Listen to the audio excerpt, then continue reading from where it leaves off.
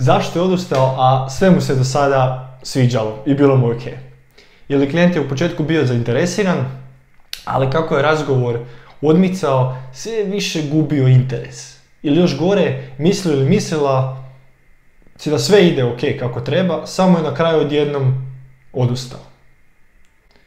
Došla si na razgovor sa šefom oko svoje plaće, ali na kraju on nije ispoštovao dogovor. Ili prodaješ uslugu ili svoj proizvod i kupac je zadovoljan i kaže da je da mu pošalješ dalje informacije, ali prestaje odgovarati.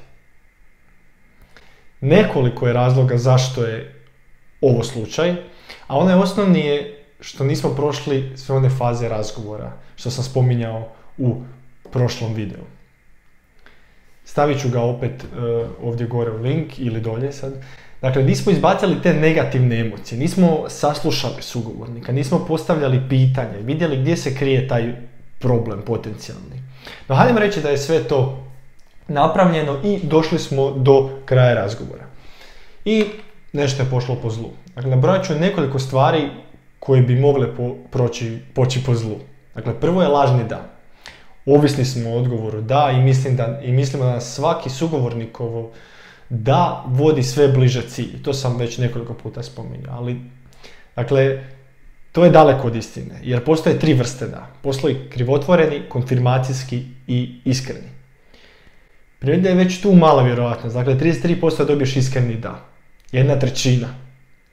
Dakle, krivotvoreni pretpostavlja što je krivotvoreni, a konfirmacijski je onaj kojim samo dajemo do znanja da slušamo osobu. Aha, shvaćam, jasno, da, kužim.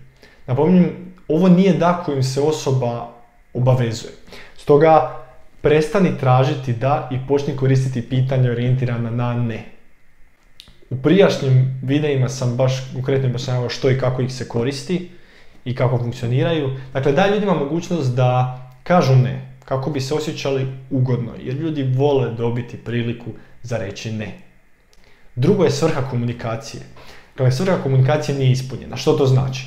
Znači da ukoliko osoba nema koristi od komunikacije, neće ju održavati. Dakle, ukoliko ne vidi benefit od ovoga što joj govoriš, poslušat ćete iz pristojnosti i nastaviti dalje.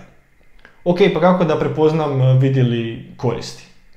Tako što ćeš opet postavljati pitanja orijentirana na ne. Je li vam ovo bez veze? Čini li vam se ovo nepotrebnim?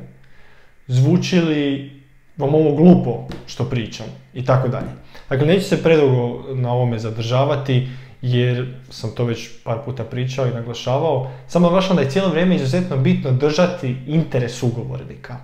I ajmo reći intervenirati svaki puta kada osjećaš da sugovornik gubi pažnju ili gubi interes. To je takozvani kalibracija. I treća je implementacija. Dosta često ljudi odrade sve super, sve faze, prođu, odrade dobro tehnike, drže interes sugovornika, privedu razgovor kraju, na način da sugovornik kaže sviđa mi se ovo ili jako mi je bilo korisno, ali ne zaključe na kraju prodaje. Zašto? Jer nemaju u vidu sljedeći korak, a to je implementaciju.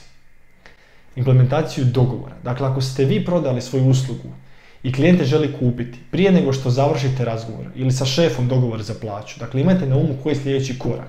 Dakle, nešto poput nakon ovog razgovora šaljemo mail sa svim informacijama koje smo do sada pričali, do kada da očekujemo odgovor.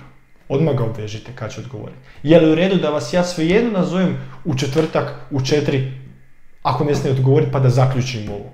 Poanta je imati konkretan sljedeći korak. Ne, evo ja šaljem mail pa se čujemo. Kada se čujete? U koliko sati? Do kada će odgovoriti? Što ako ne odgovori? Dakle, mogu li vas u tom slučaju nazvati tad i tad i tako dalje. Konkretna implementacija zadnjeg koraka je nažalost na čemu mnogi ljudi, ajmo reći, kiksaju. Da ponovimo sve ispočetka. Dakle, prvo je lažni da. Drugo, svrha komunikacije nije ispunjena. Dakle, stalni feedback za vrijeme razgovora kako bi držali sugovornikov interes ili pažnju.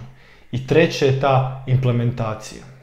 Ok, ako želiš preuzeti moj besplatni e-book Osnove pregovaranja ili PDF tipove odlučivanja, stavit ću link dolje u opisu, a ima i na linku u opisu mog profila, kako bi još malo nadogradio ili nadogradila svoje znanje. Hvala na pažnji i igrajte se. Pozdrav!